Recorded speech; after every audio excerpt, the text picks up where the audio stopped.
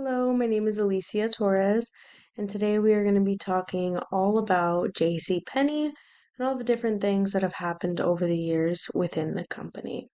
The agenda for today is going to be to discuss its foundation, the introduction of the company, attempts to, rise revenue throughout the years, um, where everything went wrong, how they turned some things around, and then just some final tips and takeaways of everything that, may have happened. So the foundation, getting into, how JCPenney started. JCPenney was founded by James Cash Penney, who was born in Missouri in 1875, and he was born to a family of 12. He ended up having to move from Missouri to Colorado after having some health issues. He was diagnosed with tuberculosis, and it was recommended that he moved to a state that was much wetter. This change and this move changed the Penny's life forever. He was going to determine and find things that may have never come about if he would have stayed in Missouri. He purchased a partial partnership at the age of 20 years old for $2,000.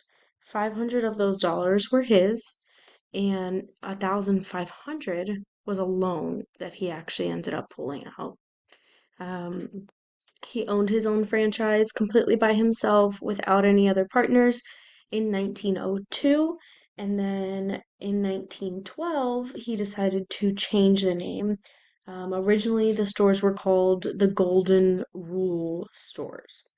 And they changed the name to represent him a little bit more when he acquired those 31 additional stores into an abbreviation of his name, J.C. Penney. The Golden Rule stores comes from the Golden Rule. James always grew up with the understanding of do to others only what you would want done to yourself. If you don't want someone to do that to you, why would you do it to someone else? If you would want someone to be nice to you when you enter a department store, why wouldn't you want to be nice to everyone entering? This JCPenney's does sell kind of anything you can really think of back in the day. Now they're kind of in the clothes only, but they sell women's, men's, kids, maternity, linens, all of those great things. Introduction to JCPenney, the actual store. So JCPenney grew extremely rapidly. They, were building stores all over the world, all over the nation, and we're one of like the first ones to become nationwide within this short amount of time. They opened 2,000 stores. After the Great Depression, James had to spend all of his 401k to keep the company afloat. He established JCPenney credit cards to allow people to pull out lines of credit to purchase items that they may not be able to afford at the time. And the company had a very large ability to adapt and provide that quality service to people. There was a time where James Penny, was walking around the department store and he saw that everyone was busy. So he answered the phone for the customer that was calling. This customer asked if they had paint at the department store. While they didn't have paint at the time, he said, "Yeah, we can have paint here. We can make it happen for you." He ordered it. He started getting things in stock. You know, Later down the line, he realized that maybe this wasn't something that was feasible, but they were very flexible. They were very accommodating. They really wanted to provide that quality of service to their customers to want them to come back. Attempts to rise revenue. So while JCPenney was growing, so was their competition. They had competition like Macy's, TJ Maxx, Burlington, Dillard's even, and these places were growing, if not just as rapidly, just as equally, in a sense of maybe it took them a little bit longer to grow, but they were still getting to the point where JCPenney was. They were still bringing in large amount of revenue, and it was eventually starting to take away from JCPenney because they were not the only department store that everybody knew now. So the board of directors and the company as a whole attempted to get their numbers back to where they were. They were suffering a very big loss in revenue, so they started to change CEOs and just try and look for a different change and a different outcome. One of the CEOs that they hired was Ron Johnson. And he came up with the FAIR plan, which was cutting out all of the middle and just providing fair pricing to customers. He wanted to remove listing things for $1.99 and just wanted to list them for $2. He wanted to make it a very streamlined process and basically not beat around the bush. He ended up firing all of the high executives and he changed that pricing structure, not only with $1.99, but with marketing techniques. He changed a lot of what the company was doing originally. Now, while the board originally supported him in these actions, later on they ended up realizing that this was causing the reverse reaction to what they were looking for. It ended up causing a decrease in customer retention, stock was decreasing, and they were losing even more revenue than they were before. Another CEO that the company elected was Myron Ullman, who came in with a different plan um, a couple of years later, and he ended up being with the company for a little bit over 2 years. Now, the main thing that was happening here is they were having a revolving door of CEOs to attempt different techniques because nothing seemed to be working. And the more and more that they would attempt techniques, the more and more money they would spend and put towards these efforts. So, where did things go wrong? Why did the store start losing so much revenue, and why did they dig themselves into such a deep hole of debt? So, the problem all began really with research. A lot of the times, when you are trying to make change as a company, you must research your market. You have to look at what are my competitors doing? What is the demographic that is currently shopping at my location? Will the demographic react well to this change?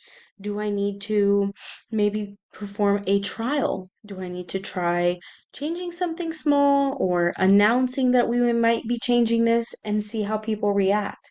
Oftentimes, this can give you a good understanding of should I actually be changing the name of the company or should I actually change the marketing technique to this or will it not really work?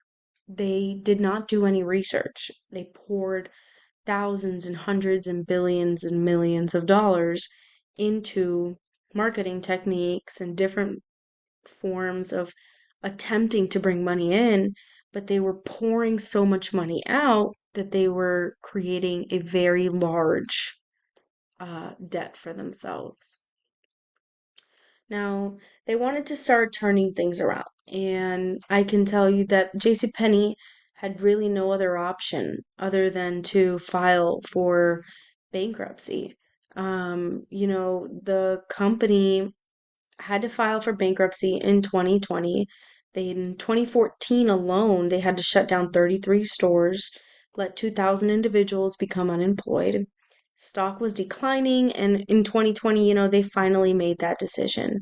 Announced they were entering into the Reconstruction Support Agreement because 70% of their lien debt they wanted to reduce of that. Um, the company was then bought immediately after by two large investment companies and still had $4 billion of debt.